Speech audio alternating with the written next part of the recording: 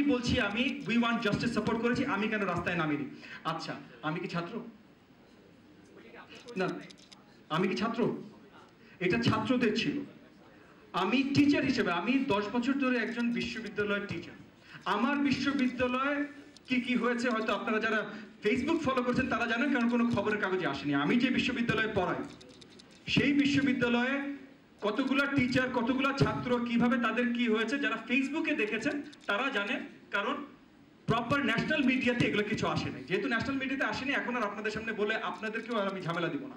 কিন্তু আপনাদের যে বয়স, ফেসবুকে নিশ্চয়ই আপনারা দেখেছেন সেখানে কি হয়েছে, কিভাবে কাদের উপরে কি অ্যাটাক করা হয়েছে, কি না করা হয়েছে। এবং এখানে এই চেষ্টাটাও করা হয়েছে তাদেরকে দেয়া যে এটা রাজনৈতিকরণ করা হয়েছে। বাচ্চারা বারবার যে রাস্তায়, আপনাদের সমবয়সীরা, আপনাদের বন্ধু বান্ধবরা, আপনাদের ছোট ভাই বোনরা রাস্তায় যে বলেছে এখানে কোনো রাজনীতি নাই ভাই, কোনো রাজনীতিবিদ নাই, কোনো রাজনীতি নাই, আমরা শুধু চাই সেফলি রাস্তা পার করব। কোনো রাজনীতিবিদ নাই, কোনো রাজনীতি নাই, আমরা শুধু চাই সেফলি রাস্তা পার করব।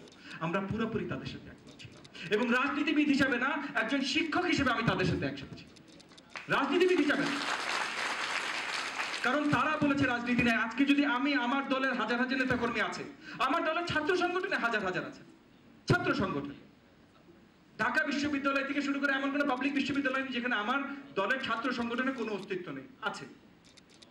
আমার দলের ছাত্র সংগঠনের অনেক ছাত্র নেতারাও এসেছেন, কিন্তু তারা ছাত্র হিসেবে এসেছেন, আমার দলীয় ডাকে আসেন নাই, তারা আমার দলীয় ডাকে আসেন নাই। আমি যে বিশ্ববিদ্যালয়ের শিক্ষক, সেই বিশ্ববিদ্যালয়ে আমার ছাত্র সংগঠনের যারা আছে তারাও এসেছেন, কিন্তু তারা আমার রাজনৈতিক কোনো ডাকে আসে নাই, তারা ছাত্র, ওই সংস্থার ছাত্র হিসেবে তারা রাস্তায় গেছেন।